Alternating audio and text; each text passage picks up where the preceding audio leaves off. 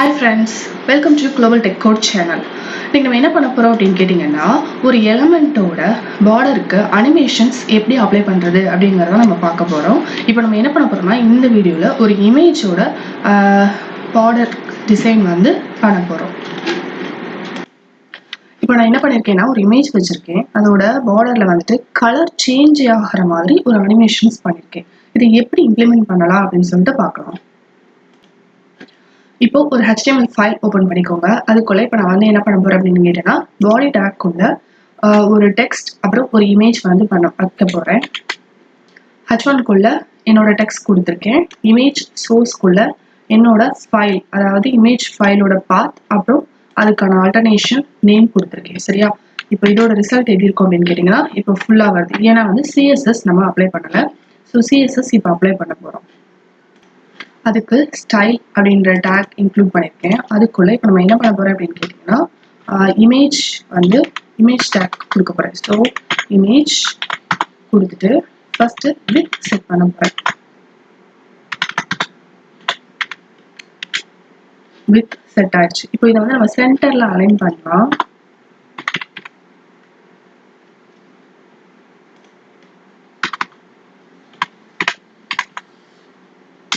Margin top ஒரு 20%,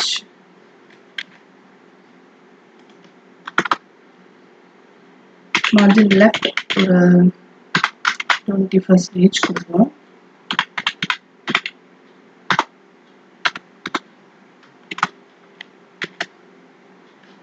இங்கே வந்துருச்சு.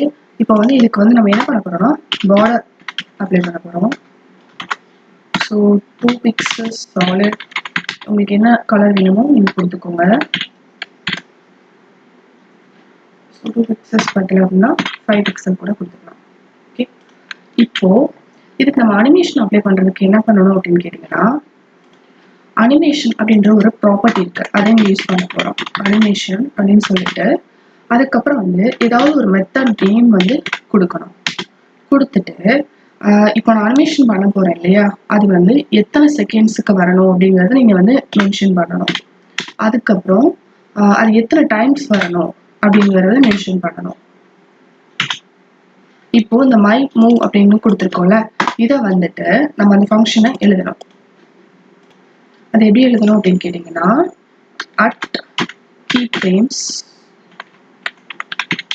அப்படின்னு கொடுத்துட்டு அந்த ஃபங்க்ஷனோட நேம், அதுக்குள்ள எவ்வளோ பர்சன்டேஜ்க்கு வந்து நீங்கள் வந்து அதை அப்ளை பண்ண போறீங்க, அப்புறம் என்ன அப்ளை பண்ண போகிறோம், பார்டர் தானே அப்ளை பண்ண போகிறோம். ஸோ அதை வந்து நீங்கள் மென்ஷன் பண்ணிட்டீங்க அப்படின்னா, இப்போ பார்டர் இப்போ எனக்கு வந்து அனிமேஷன் ஆகும்போது 15 பிக்சலில் இருக்கணும்.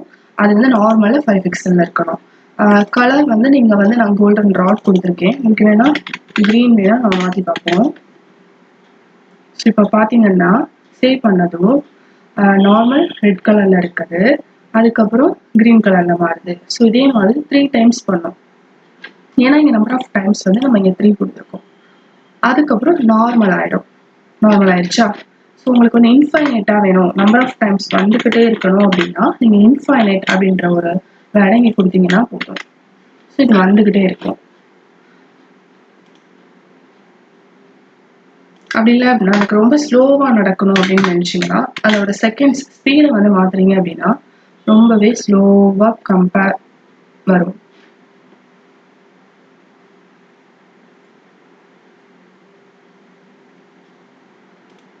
அவ்வளோதான் ஃப்ரெண்ட்ஸ், பார்டர் அனிமேஷன் ரொம்ப சிம்பிள்.